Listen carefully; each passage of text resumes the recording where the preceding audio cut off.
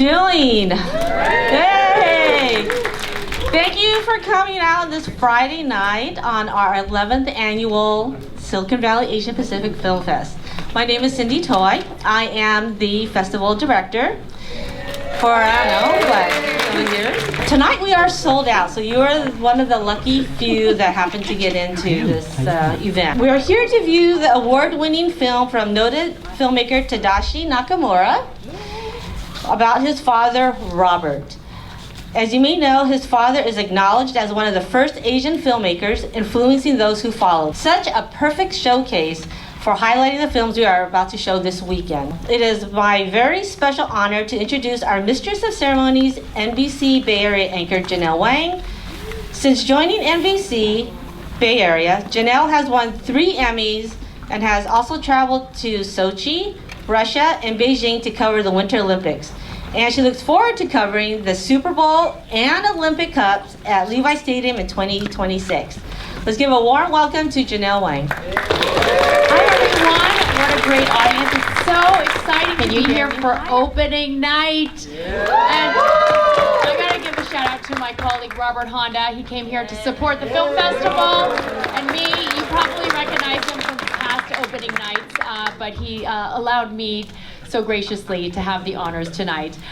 It's just so terrific to be part of this event, to showcase all the Asian American talent out there. I want to congratulate CATS for the festival, 11th year. That is amazing. It gets bigger and bigger every single year. I just love the energy. I love to see the talent. I love to hear from the filmmakers.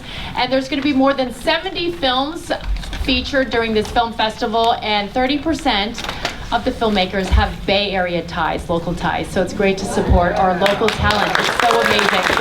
Yeah, and then we have dignitaries in attendance at tonight's film festival, and I want to introduce them to you.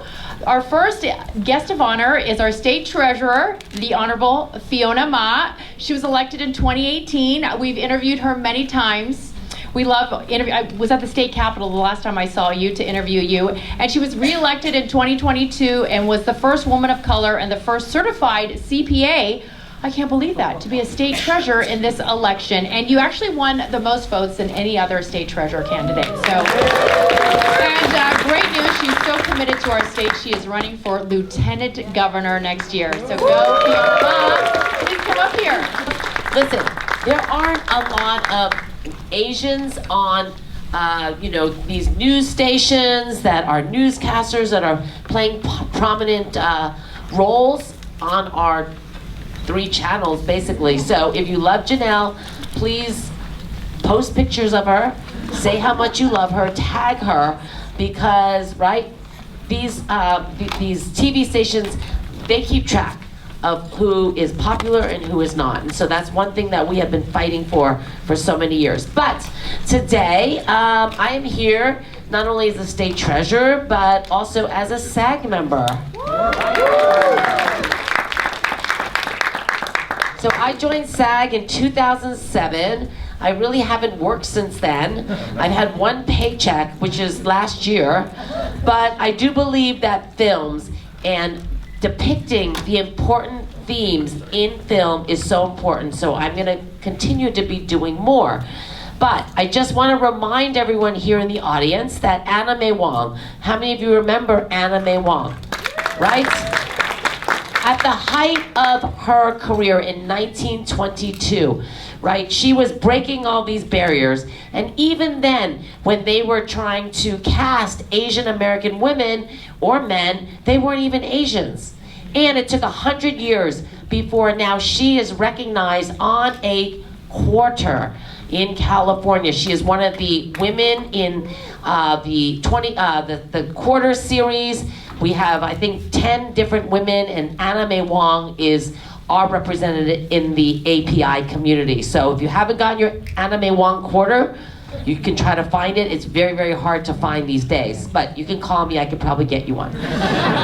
Secondly, the Academy Awards started in 1929, and the first Asian American actress who won was Michelle Yeoh, 94 years after the Academy started, okay? So it is really, really tough for APIs, not only in, behind the camera, in front of the camera, but with such events like here today, 11th annual film festival, this is how we can promote our own community. I want to thank Mickey Bellin for being one of the founders of CATS. I'm a dog person, but now I will remember CATS. And so please also help promote this event, their organization, and trying to keep the arts alive. It is so, so important. The arts, my mom was an artist, tough, right, as artists, but it is so important and part of our tapestry here in California. We are the 4th largest economy in the world because of our strong immigrant population. We speak over 200 languages here. We belong. We belong. And so thank you to all of the artists, the filmmakers, the directors who are going to be showcased here this weekend. Thank you so much and congratulations to everyone. Thank you, Fiona Ma. In charge of the money for the state and running for lieutenant governor. Congratulations. Also, we have our supervisors, county supervisors here from District 3, the Honorable Otto Lee. He's been a strong supporter of this event for so many years. We appreciate you coming here. You have a special presentation, and joining him is our District 5 County Supervisor, the Honorable Margaret Abe-Koga. Thank you, supervisors, for being here and tell us what you got. Thank you. Well, thank you so much for being here tonight. My name is Otto Lee. I come here every year since I've been the supervisor to present the commendations, but really to talk about how important it is. I'm so honored to be here tonight again because of the couple of things. One is when I was here from the beginning, I was the only Asian American serving on the Board of Supervisors of the 5 seats. And I'm very honored to say this year, now we have 3 of the 5 with the Asian majority, right, on our Board of Supervisors. And we also have Abe-Koga right here with me.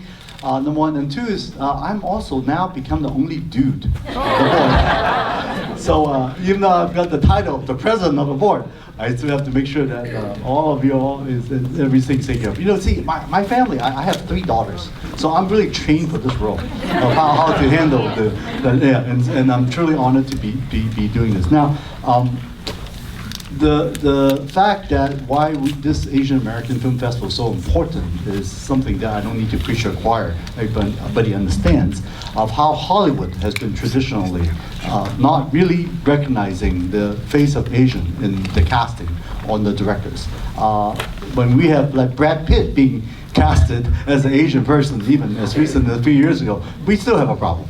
That's very true. And then the thing is, of course, movies like Crazy Rich Asian, right? One of the few movies that's directed by Asian director, very talented. Somebody locally grew up in Los Altos, actually, right?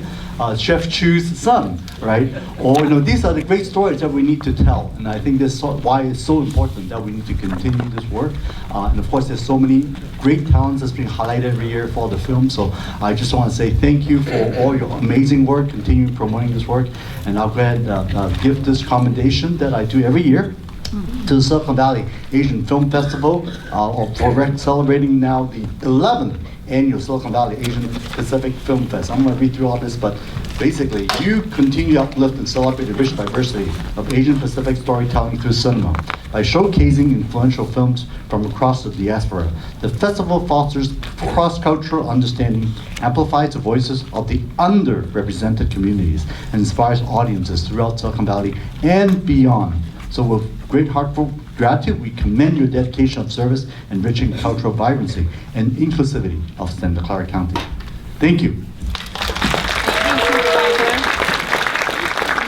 Good evening, everyone. As mentioned, I'm Margaret Abe-Koga, one of the newest members on the Board of Supervisors representing District 5, which covers the North County cities, Palo Alto, I'm from Mountain View, into the West Valley cities, all the way down to Almaden. and it's a real pleasure to be here with my colleague. I've had the opportunity to come to this event for the last several years. I just really look forward to this amazing event, and I just want to congratulate everyone who worked so hard to organize this, and to see a sellout crowd is really wonderful. But we're here today to do a special presentation to someone who I would call an icon in our Asian American community. Actually, before I do that, I did want to mention I'm here with my communications director, L.A. Chung, and who is also OG. I call her an OG, as many of you probably know her. I feel very fortunate to have her on my staff, but she's been one of the founders, I believe, of the Asian American Journalists Association. So really highlighting the importance of arts and the media in our community. But again, we're here to honor an icon in our AAPI community, and it's to recognize Adrienne Reiko Iwanaga. Reiko is one of 7 people in the whole United States to receive the 2025 National Endowment for the Arts National Heritage Fellowship. And if I could just talk a little bit about Reiko, I was really amazed to learn also about her history and her story. Just to see her dance alone would be enough to let you know why she was selected for this prestigious award. But to tell you a little bit more about her, the beginning of her origin story is that she was born in San Jose. I won't say what year, it says here. And like many folks in the Japanese American community, she was sent to an internment camp with her parents in Colorado. At the age of 4, Reiko learned classical Japanese dance while at the Amachi Relocation Center in Colorado during World War II. She danced for others in the camp, wearing wigs filled with newspaper and a kimono her mother made from scraps. Even then, her love for dance and her resilience were unmistakable. That experience shaped her belief in the dance as a form of healing and connection. And after the war, Reiko continued studying dance, and she and her family, when they returned to San Jose. In 1965, she earned the title of Natori, which is a certified master certification in classical odori, which is dance. Reiko then became the head dance instructor at the San Jose Buddhist Church Bedswing in 1998. At the Bedswing Church, she choreographed dances and helped grow the festival, the Obon Festival, to over 2,500 dancers annually, the largest Obon celebration in the United States. And by the 2010s, more than 3,000 dancers joined in over 2 nights, making it the largest Obon festival in North America.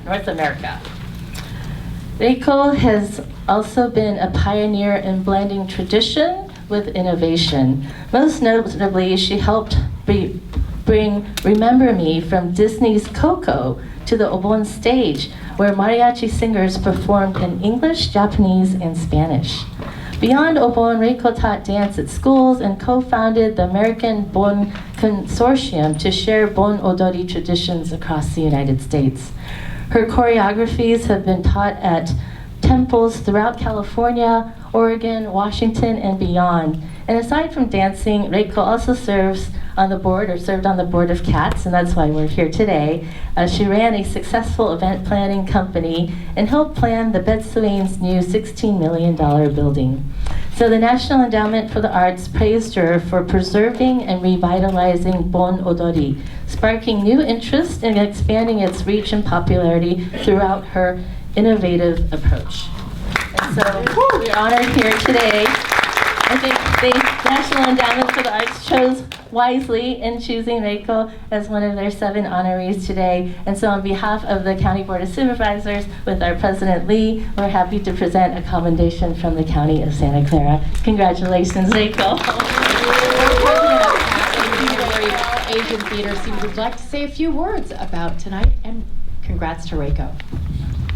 Well, thank you so much, Supervisor Koga and Supervisor Lee. Congratulations, Reiko. Some people dance through life, but you made an incredible impact to the lives of so many, and we are so appreciative. Reiko, you're one of the most heartfelt people, and you kept cats alive and the spirit of cats. So we really appreciate all you've done, and thank you, and look forward to so many more years of Obon dancing and beyond. So thank you so much.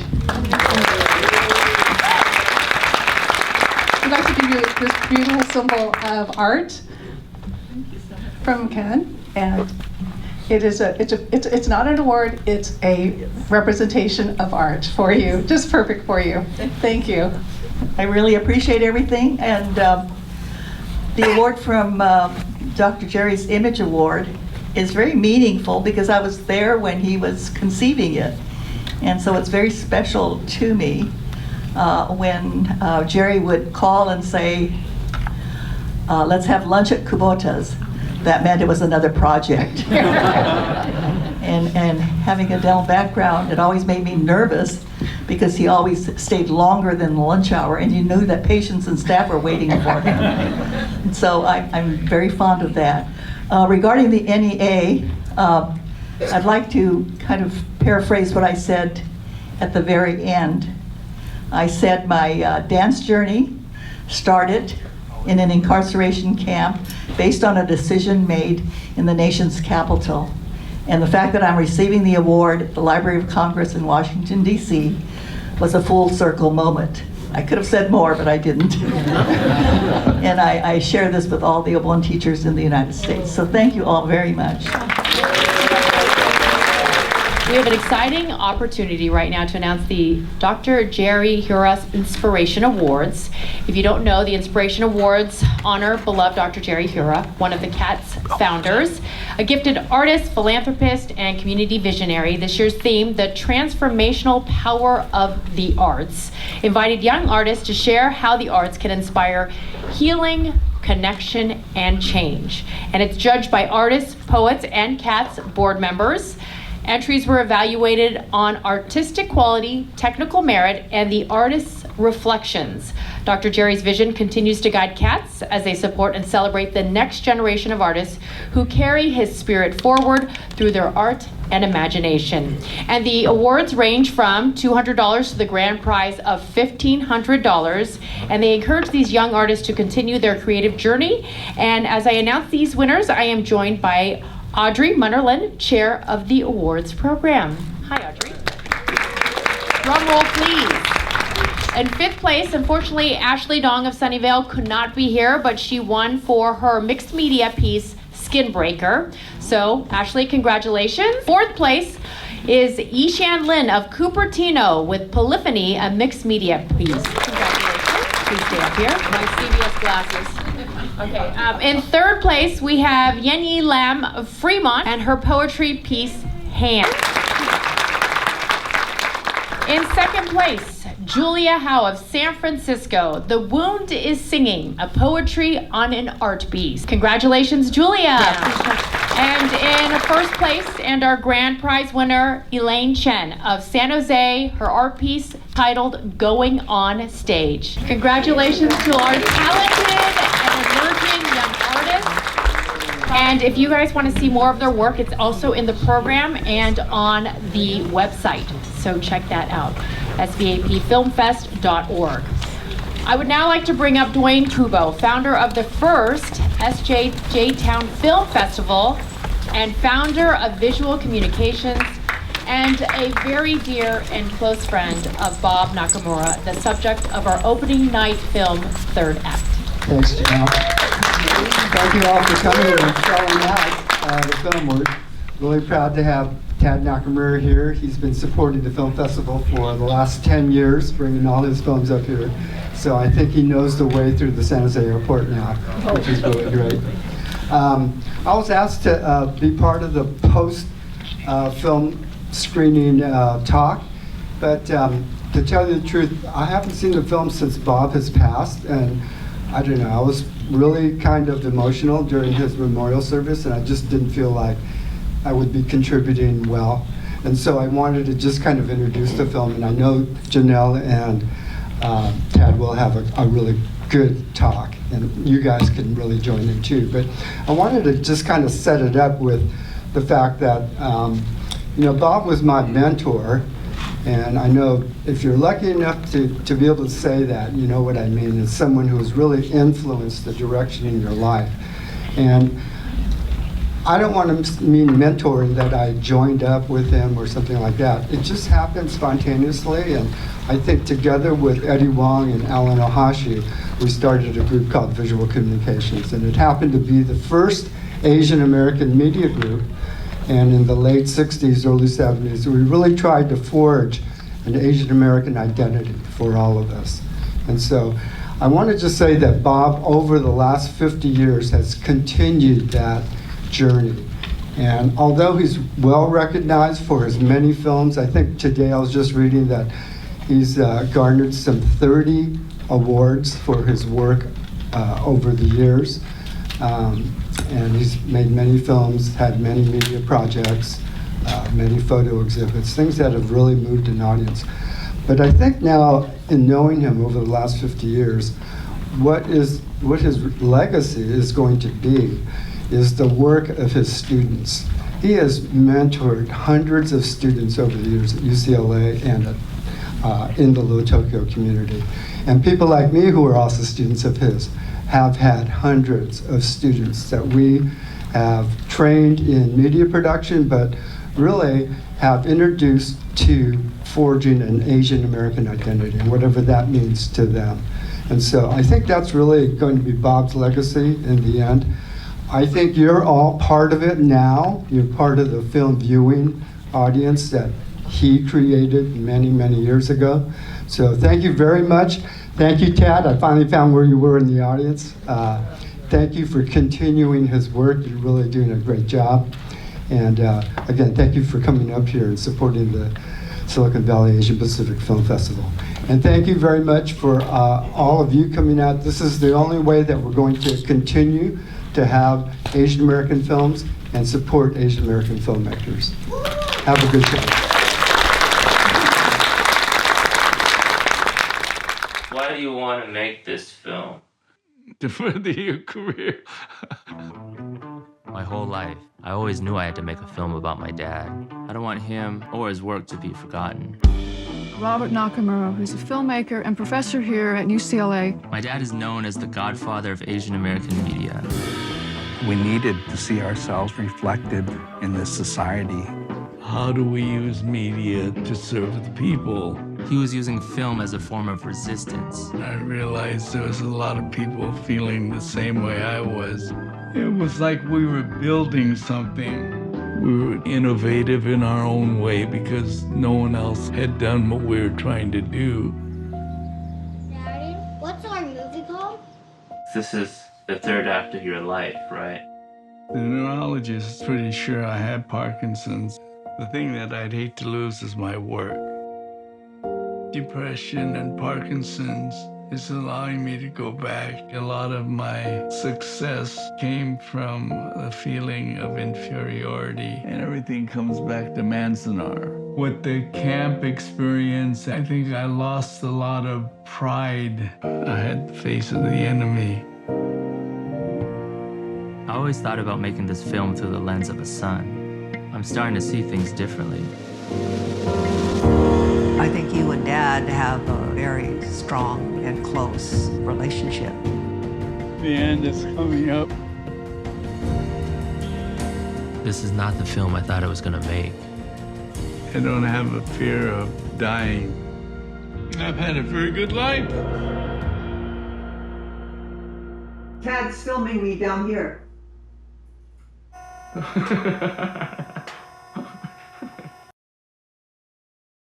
Tadashi Nakamura.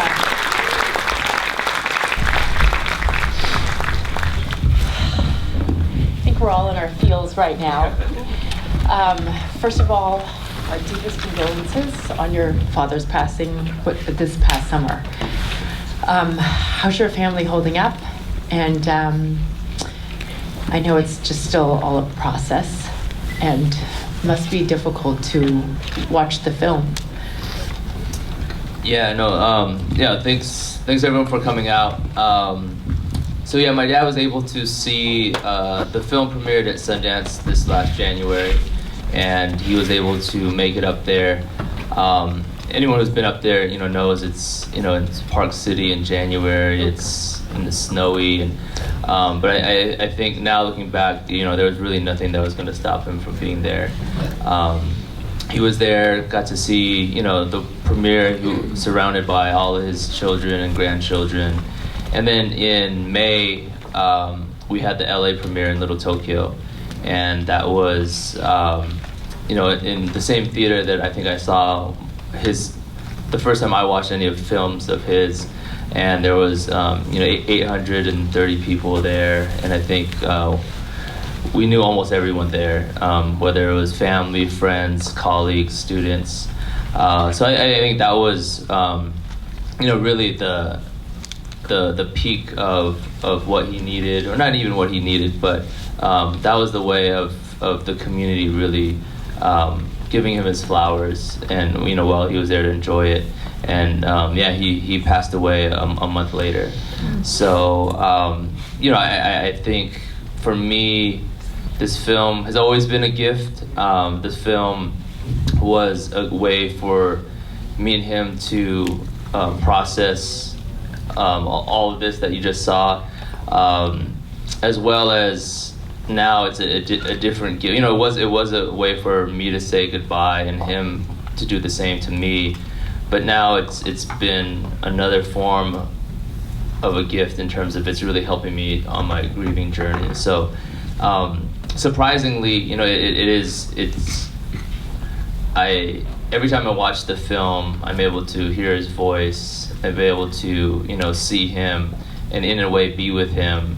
And even I think all of you showing up tonight, I really appreciate it, because I think too, just from my own grieving process, I'm not able to kind of emote anything when I'm by myself, but I think, when I'm here with all of you, especially, when I see people in the audience that knew my dad, or even knew me growing up, it kind of helps kind of get those emotions out, which I think is healthy in the long run. You captured his life, his legacy so beautifully. He was obviously so proud of you, and has always been his entire life. And after watching 7 years, I guess, of work put together in this documentary, what did he say about the finished product? Did he have notes? It was so cute and special to capture his comments, his filmmaking perspective, even though it was your film. Throughout the film, I thought that was so well done. Yeah, no, he definitely had notes. So, throughout the whole process, we were talking about the film. And so I do think, even though he wasn't able to be in the edit room like he usually has been, or, it was very still much, I felt, something we did together. And I actually think that was one reason why I think it took so long is I think my producer Yuri Chung had to point it out to me at one point, because I do think I knew that this was going to be our last film together, and I knew that once this film was done, so would our working relationship. So I think subconsciously I was actually trying to prolong the process of making the film as long as possible, because I thought as long as the film was going on, I would have him in my life. So it's kind of like the last hug, and you don't want to let go. But I think at the end, he would actually he would have has a very high standard, and so I show him cuts and like, what do you think? He'd be like, oh, it's getting there, Or I think one time he said it's starting to look like a film, and then I think finally, at the end. I think that also the saying, right, for filmmakers, like a film is never finished, it's just screened. So I think once we got into Sundance, we're like, okay, we need to finish the film now. And I think when I showed him when we locked picture, he said, very, very good. And I think that's as high of a praise that he'll say directly to me. Yeah, super proud. 7 years though, and you spoke about it in the film. There were times you wanted to take a break, and your dad was like, well, you should probably shoot the holidays and Thanksgiving and Christmas. As a filmmaker, and obviously this is a passion project, what gets you to the end or get up the next day and shoot more? I mean, it's a long time, and what drives you to capture everything that you did? Well, you know, I think this film is different. You know, I think this film, I just didn't want to have any regrets with this film. So, you know, I think we did shoot a lot, and of course, you know, we didn't use a lot of it. But now, you know, my dad is always right. I mean, I think he had to push me, because now, even though I didn't make it into the film, I have hours and hours of footage of him. And, you know, because we filmed on Christmas and Thanksgiving, I have footage of, you know, when my kids were babies that they don't remember, but, you know, I think later on that's gonna be really valuable to them. But I do think, you know, the drive was initially just to, you know, I think a lot of people, like I said in the beginning of the film, I really wanted to set my dad's work and legacy kind of down, so especially future generations kind of knows a lot of what we all have now is built on the shoulders of his generation of filmmakers like Duane and Eddie Wong and Alan Ohashi and Alan Kondo, and so that was my initial like drive, is like, okay, I want to kind of solidify my dad's legacy, but then I think it later became therapeutic in itself, the process. So you know, all the interviews in the film were just me and him in his office. There was no crew. And so there was this point where I realized that, like, you know, most people don't get this chance. I think also through that process, a lot of my friends had lost parents, had lost, you know, either suddenly or through a longer process. So I actually started really appreciating the moment of opportunity just to be able to sit down and ask him anything. And that kind of became more and more the motivation. It was actually all, I guess it was either healing for him, because that's also what I realized too, is that I could tell that the things he was telling me, he had never really told anyone. And so I did feel it was a space not only for me to ask certain questions, but for him to just process things and talk it out. And you know, I think we all know, like, for men, especially men of color, specifically Japanese American men of that generation, we don't talk that much, especially, you know, my dad's generation. So for him to be able to open up and share, be so vulnerable in front of the camera, but also in front of his son, I think I realized that just whatever the film would turn out to be, the process was something that I was really grateful for. You know, he just opened up, like you said, during the film. You didn't realize like how much he was dealing with depression, and I thought it was such a beautiful gift that you set him free. Like he just released all these demons, you know? It was really beautiful. Yeah, thank you. Yeah, I think that's one of the things, you know, one of the main things I kind of discovered, you know, besides the complicated feelings he had for my Ji-chan, his dad. I had never known that until the process, but it was true. I think through our conversations, I realized how broken he still was.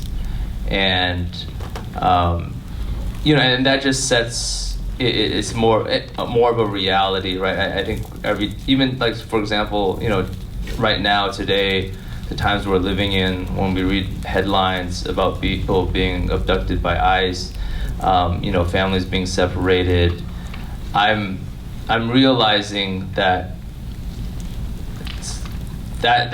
destroys, you know, it destroys the way you feel about yourself, the way you feel about your parents, even the way you feel about, you know, your capabilities, your role in society, and I think that's what really impacted me, was that, even though my dad had done all of this, right, and you know, went through the Asian American movement and was successful, and you know, people saw him as like the filmmaker about camp, he was still pretty broken. And also that was for me realizing the difference between there's camp trauma, but there's also childhood camp trauma.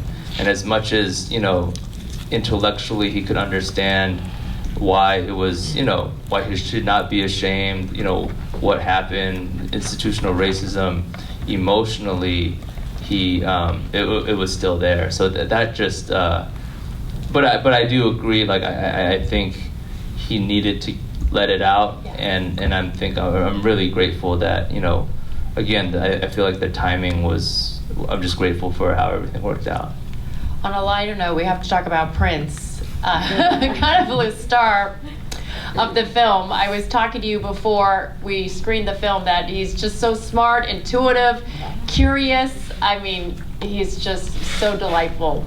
Has he seen the film? And he must be so proud about you and his grandfather and all that you have provided in Asian American media. Yeah, I mean, so that was the one thing my dad his one note throughout the whole process was, you know, he would say, I don't want it to be a downer. And I really credit to, you know, the editor Victoria Chalk.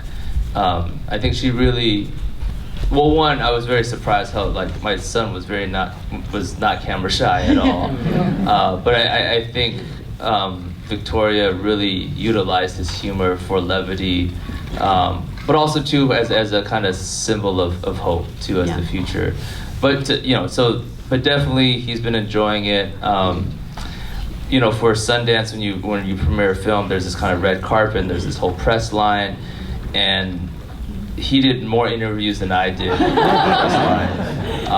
I remember trying to pay attention, and you know, someone's asking me a question, I could hear this voice, and I was just like, what is he talking about? You know, because he was just talking and talking. But I also think, you know, once the film went on, we've been on the festival tour pretty much all year, and a lot of those trips, I took Prince with me. So again, this film has created multiple gifts, and one has been a way to kind of take my Prince on the road with me, and that has kind of created some father-son memories. I bet. He could be your PR manager, spokesperson for this film. He's just so delightful. How old is he now? So he's 9, so he just started 4th grade. Okay, and then how old's your daughter now? Malaya just started kindergarten, she's 5 now. Yeah, congratulations on that. And on the circuit, you did so well at Sundance. You were honored there, as well as the Grand Jury Prize as a nominee, so congratulations to that. The music, I love how you voiced over the film. Was that always the plan, to voice over the film?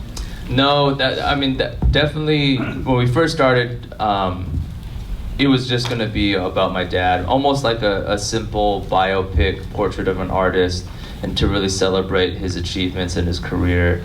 But once he got diagnosed with Parkinson's, that really changed things. And it, you know, there was a point where we realized as the team, it was like, okay, you know, almost anyone could do a biopic on him, but what film can I only make as his son with our relationship? And then that kind of organically, I became more and more of a character in the film. But I you know, throughout the whole process, the weakest link the whole time was my voiceover. Like everyone, you know, when we were watching early cuts, people were like, oh no, it's good, but the voiceover needs work, or Tad's character needs work. But I think that really forced me to, one, I worked with my friend Tracy Kato Kiriyama, but also it did force me to sit down and write how I felt. And I think that's, I mean, again, maybe it's being an Asian American male or but you know, simple things like they'd be like, well, how do you feel? And I'd be like, actually, I gotta sit down and like sit with that. And so I do think the process, eventually, you know, I think we got the voiceover to where it was okay. But I think the process of so my process was basically journaling, and journaling about how I felt, my fears, my anxieties, memories. But what that really did was, so when my dad really started declining in the summer, there was this moment where I knew this was going to be the last conversation I was ever going to have with my dad. But because I had, years of journaling about it, I knew exactly what I wanted to say to him. And so again, that process of making the film enabled me to maximize that last conversation that, is priceless, that I'll always cherish. So yeah, I think all to say, I really didn't know how I felt. I never really sat with my own feelings, besides the anxiety, besides the pressure, besides maybe the fear of failure, but anything deeper beyond that. I actually had to, because I had to write a voiceover, that really forced me to think about it. I think you did an incredible job. We do voiceover work all the time, and that was the way you told the story, the way you paused at the right moments and let it breathe. I thought it was so well done, your voiceover work. So, I appreciate that. Yeah. We want to open it up to the audience for questions. I know they are very eager to ask some questions too. So if we can raise the house lights a little bit so I can see hands raised, and we have our volunteers who are going to bring a microphone over. Is that Robert? Sorry. Thank you. Well, I want to do this because, like Janelle, I'm probably one of the few people in here who has seen this movie now twice. And so, because you were on the show and I talked to you. And first of all, I just want to say that it was such an emotional time when I first watched it. And I remember that I wondered if I would be able to watch it a second time, because you sort of almost protect yourself or recoil a little bit at the honesty. And it's like not just what your father was saying, but also what you were saying. And I think that honesty about what he was thinking about growing up. I always have said that a lot of pride in the Asian community comes from recovering from shame, And so to hear him talk about that, I remember the first time, and I just thought, oh my goodness, this movie is so honest that it's painful. And I really think that I really felt like when I watched the second time here, I think people will get a lot out of watching it a second time, because you really do sort of open up yourself a little bit to not protecting yourself so much from hearing what is being talked about. And you said that you always wanted to make a film about your dad, and that you thought it was about him, then you found out it was about you. But I think as a filmmaker, I think that you also felt like you had to make that film for us, because it really did show all of us a lot of things about what we have felt. And I really felt too that you must have felt very lucky, because it was almost like the perfect storm. I did documentaries before, and to get people to talk so honestly in front of a camera is so hard sometimes. And you had the ability to be able to tell the story and then tell the story of making the story. And so I think that you must have felt very blessed to be able to do that, and to have it be your dad who knew what you were doing but never interfered with your process. I just felt you must have felt so blessed, and I just wanted to say that I feel like you did a really great job. And I do want to ask you about that process of like being a filmmaker, working with a filmmaker, and how tough that was, or how good that was for you. Yeah, no, thank you. I think to your point, I think as a kid, as a teenager, as a young man, now as a father and a husband, I think this idea of like masculinity, I obviously, playing football, it was kind of just to be hyper masculine is to kind of stick your chest out, or even, I even had role models for that with my Ji-chan. I mean, he was ripped and could whoop anyone's ass, and to me that was this masculinity that I was trying to almost achieve. But I think through this process, I think witnessing my dad being so vulnerable and really realizing the power of that and the power of vulnerability, I continue, especially now, even as a father, like, how vulnerable can I be in front of my kids? But I think that was one of the lessons I learned, that I don't think the reason why I got so much out of the film, but also why maybe it resonates with a lot of people, is because my dad was willing to be so vulnerable. And I think that's what I like of the film, is that, after this film screens, there's this kind of space it creates of vulnerability, where all of a sudden I feel comfortable maybe expressing gratitude, love, anything that maybe normally I might be a little embarrassed to express. But I think it creates that space. It's such a gift to all of us. Well, thank you. Yeah, for sure. Another question? This is a question about your mother. Every moment that she was on the screen was just lovely and mesmerizing. Yeah. And I'd like to know how she feels about your film. Yeah, no, thanks for that. My mom deserves, her own film. She's a powerhouse herself. So I think my mom, what I appreciated, I think my mom did realize that this was something for me and my dad. And so from her perspective, it was always, because I think she even recognized that there was some things, as close as they are, there are some things that he would tell me that maybe he wouldn't tell her. And I think mainly as a mother, for me, she realized, like she said in the film, she realized this was a key thing for me to do for myself, to say goodbye.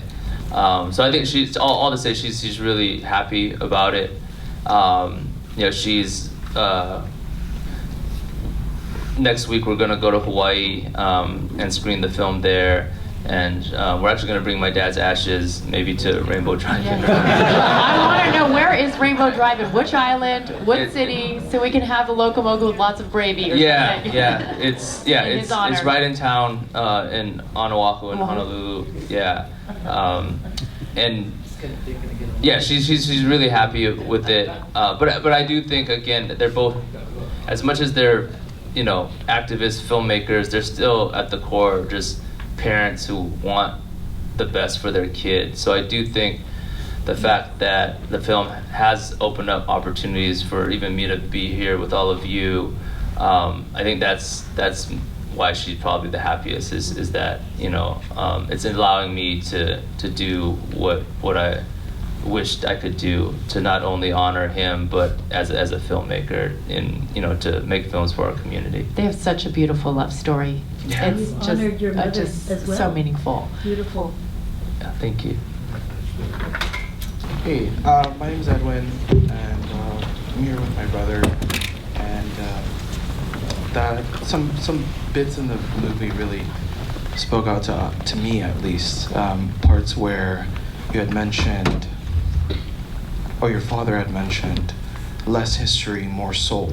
Yeah. And touching on the fact that this project was so incredibly painful, and it really resonates with me and my brother, as we lost our dad. We watched him go through 4.5 years of kidney cancer, and watching your parent, someone that you see as a role model and someone who's a figure of strength, just degrade in front of you, is something that's very hard. And you touched on it already, but the pieces of vulnerability and sharing your story, I didn't know you before this, but I love you for completing this project. It's something that a lot of people who don't even know who you are can really resonate with, and I just want to say thank you. It's not a question. Thanks. Thank you, and I appreciate that, and sorry for your loss. I think that's one thing I am realizing by screening the film. The whole cliche, right? The more personal you make something, the more universal it becomes, and I am really realizing that. But at the same time, I think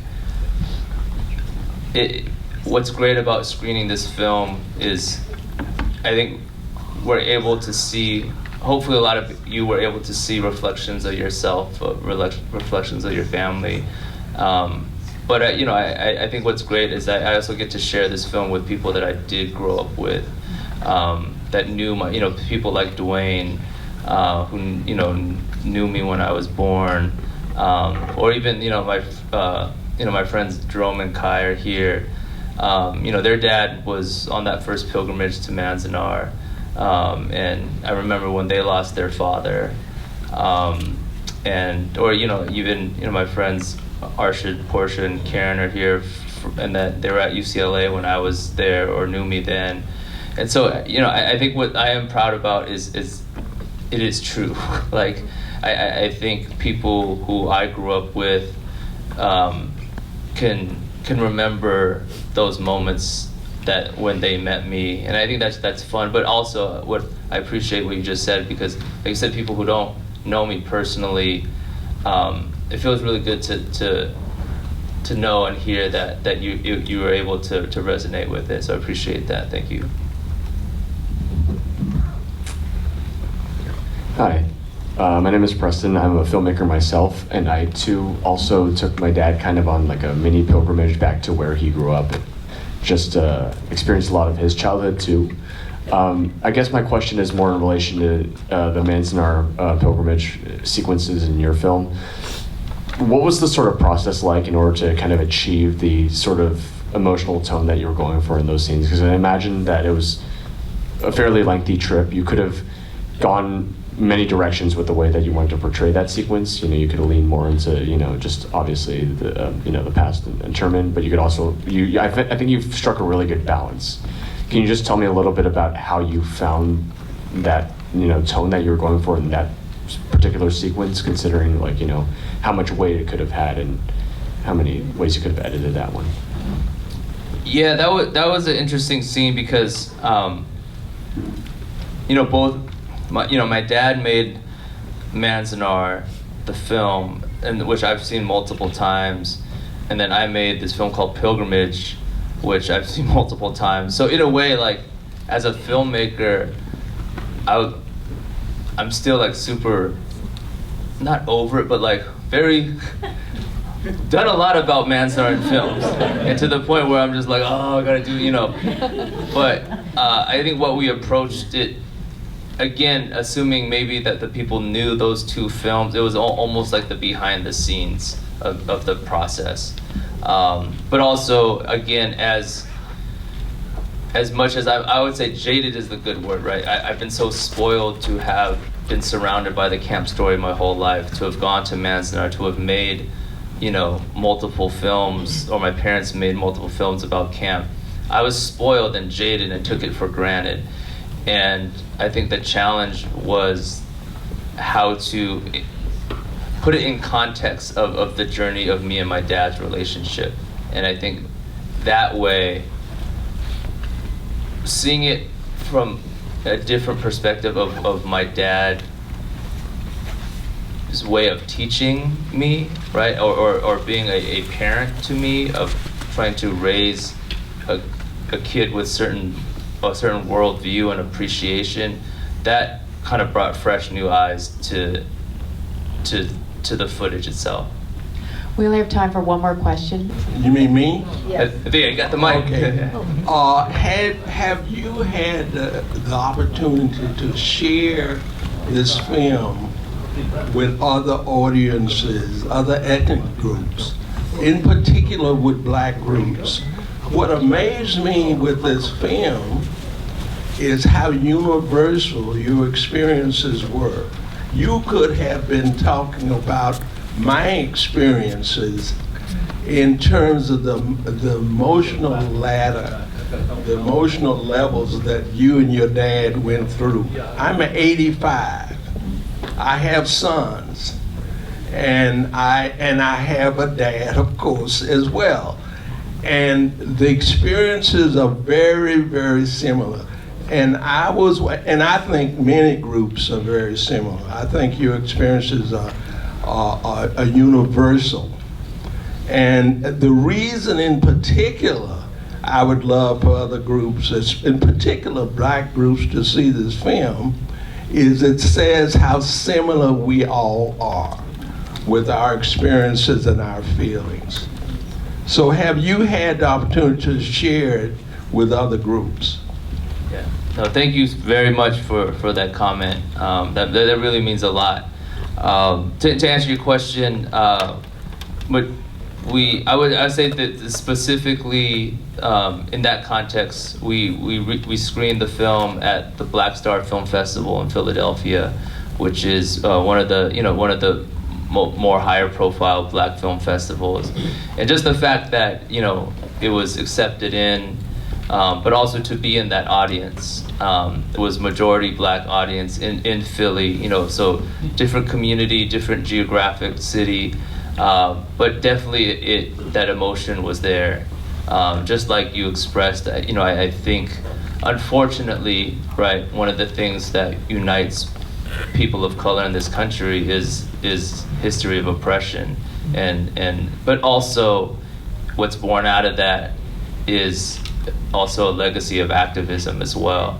And so I think it felt really, it was definitely a different experience, but it was really gratifying, and actually something that what I was hoping to do while making this film is get to this deeper level of of how racism in a way can destroy you, but at the same time, like so many other communities, specifically from the black community, out of that can also be born a legacy of activism, a legacy of struggle for liberation through the arts that I think specifically Japanese Americans have always followed that lead, specifically from the black community. So I think that's why it was very important for me just to, even during the movement scene of the film, is to always pay tribute specifically to the Black Power movement in relation to my dad and what really helped turn his life around. We have time for only one more question, right up here. Do you want to use my microphone? I was wondering if you find that every time that you screen this at another festival or whatever the space is, if you find that you learn anything new about yourself, about the film, about your dad, or anything like that, because I find that to be my experience. So if so, is that the same for you, and what are those things? Yeah, no, I do. I mean, I think the best part about watching the film with an audience is I almost watch the film through their eyes. But no, like you said, there is something recently I realized was, again, now that my dad has passed, and also too, maybe it's just because I've been a father for 9 years now, but I'm just now starting to see the world through as a father. And so, for example, always when my dad tells a story about, when the guy backs up on my Ji-chan's truck and calls him, a dirty Jap gardener. When I was little, I would be like, oh, my Ji-chan should have whooped his ass, or my dad should have got out the car, but now as a father, I'm realizing that story changes to me because I'm realizing my Ji-chan was there with his son sitting next to him. I mean, there's multiple layers, right? Because my Ji-chan was also undocumented, and when police get involved, it's just not. But I'm also realizing that he had to not only worry about his safety, he's thinking about his son's safety. And so things like that, even though I've heard that story so many times, now that I'm seeing the world more as a father than a son, those little things of it makes a lot more sense. But at the same time, I can understand that shame to be belittled like that, especially as, a man of his generation, and that pride to be called that and not be able to do anything in front of your son, that hurts even more. So again, it's a deeper level, and maybe a more mature as I get older, maybe and I don't know, I wouldn't call myself mature, but I'm seeing it from different angles, and maybe with a little bit more depth than initial gut reaction. Well, that's all the time we have. I know I can speak for all of us. Your film was definitely a gift to all of us, and your dad's legacy, you captured it so beautifully. We appreciate you so much. We cannot wait to see what you're going to do next. Are you taking a break, or are you going to be? Do you have something up your sleeve already? Well, I'm as at the credit. I'm now the director of the Watase Media Arts Center at the Japanese American National Museum, the center that my parents founded. So literally taking up the family business. And so besides, this is a co-production of Media Arts Center. But besides making films, we also do all the media for the exhibits. And so the museum's actually being remodeled now for a new core exhibit, which we're responsible for doing all the media for. So we'll be busy with that for sure. But quickly, just really wanted to thank the festival, thank Cats. I mean, this is the 3rd year in a row that I've been here. But also, I think you all have been supportive of my films even back when it was still in San Jose. So really want to thank all of you for creating this space, but also thank everyone who bought a ticket and supporting this, because I don't have to explain to anyone, but funding for this film, any type of arts from the community, is being decimated currently.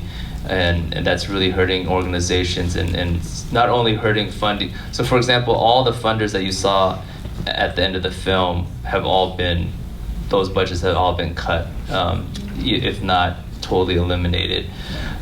So, for now more than ever, I think really appreciate everyone for coming out to encourage me to continue making films, but also to support this festival, because it really is something special. That's why I always make sure to come out and support. But just want to thank everyone for being here.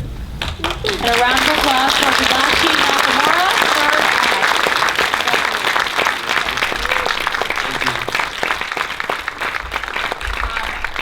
As Tab was mentioning, so much funding and resources have been cut. And before I want to go, I just want to thank the sponsors of this film festival, including the County of Santa Clara, the City of San Jose, SV Creates, Mission City, Silicon Valley Community Foundation, and AARP. And for opening night, generous donors, Ing Wong Family Trust and the Lin Family Foundation. Thank you so much. And there are some other sponsors of the programs that we also want to recognize. And so many incredible films this weekend. I hope you come out and enjoy, and thank you for your support for the film festival and opening night. It's so great to see all of you. I guess we'll see you around this weekend.